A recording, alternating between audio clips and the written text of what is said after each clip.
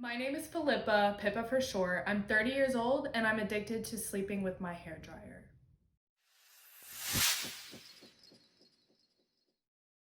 So the reason that I do this is because when I'm sleeping, the noise, it just helps me sleep so much better. And like it keeps me warm and it relaxes me. Like I'll put it under the sheet right next to me and I'll put it on my hands or put it on my feet if they're really cold. And I know it's gotten out of hand, but I can't sleep without it. Like I cannot fall asleep if I don't have my hair dryer right next to me. So I just turn this on and put it here.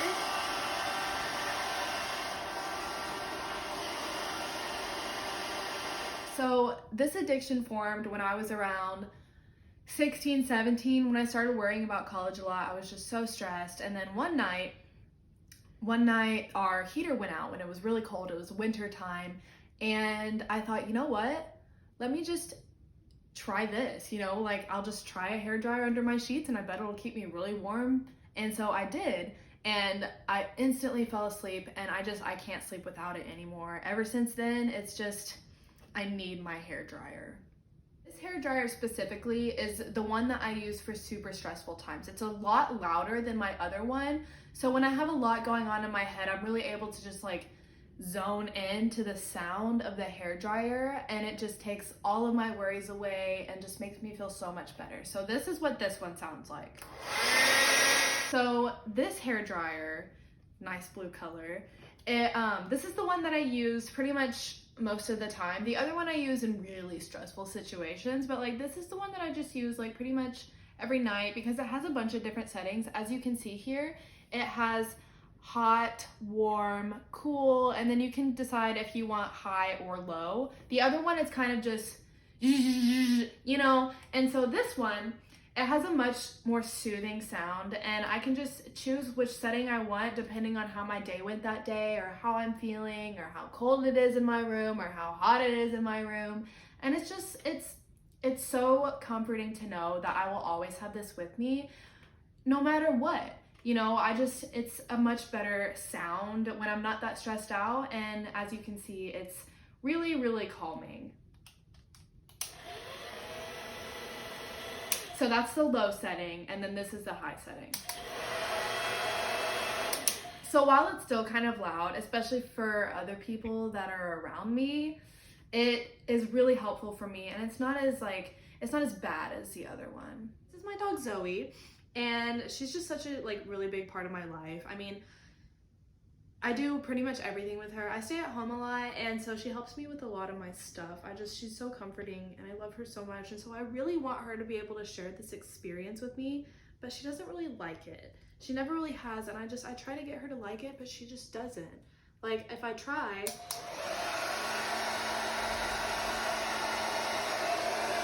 she just hides like that.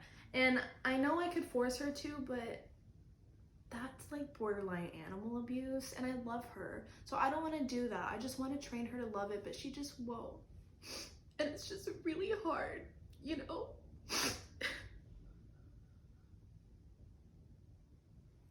My name is Grace. I'm also 30 years old, and I'm Pippa's twin sister. So ever since we were little, we've always shared a room. I mean, we're twins, we were pretty much inseparable until she developed this addiction. I'm so concerned about her. She's not healthy. It's not okay. And it's always been a problem for me too. Like when she first developed this condition, okay, we shared a room.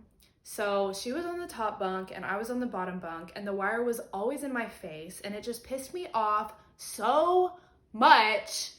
But I try not to get mad at her because she's my sister and I love her and I just want what's best for her. But she's really self-destructive, as you can see, and she's kind of crazy. But other than that, I love her and I really want what's best for her, and I'm so concerned.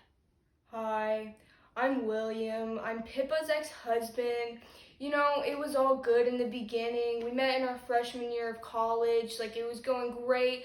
I thought she'd outgrow this addiction. I thought it was just crazy, but I was just gonna go with it because she's hot. Anyways, I married her. It was all good and dandy. She was great in the bed. She was great on the streets with my friends and everything. After 6 months, I couldn't do it anymore. I can't sleep in a bed with a blow dryer every night. Like, she was great, but I couldn't handle the blow dryer. Who does that? She's crazy, I'm telling you. After 6 months, I decided I should probably divorce her and not have any contact with her. But her sister Grace, she's a good girl. I couldn't deal with her anymore. Pippa is just not my type. She's for someone else, you know. Hi, I'm Sandy Willis. I'm Pippa's mom. You know, I gave birth to that little girl. She was, that hurted a little bit. But, you know, I've been there for her. I've done everything her whole life. And, I love her so much. But at 16, 17 years old, when she started this addiction, I didn't know what got into her. I don't know if she was stressed or cold or what it was, but it was annoying. I had to hear the blow dryer every night for years. And I love her so much. I'd never tell her what she's doing is wrong, but I just want her to get better, you know?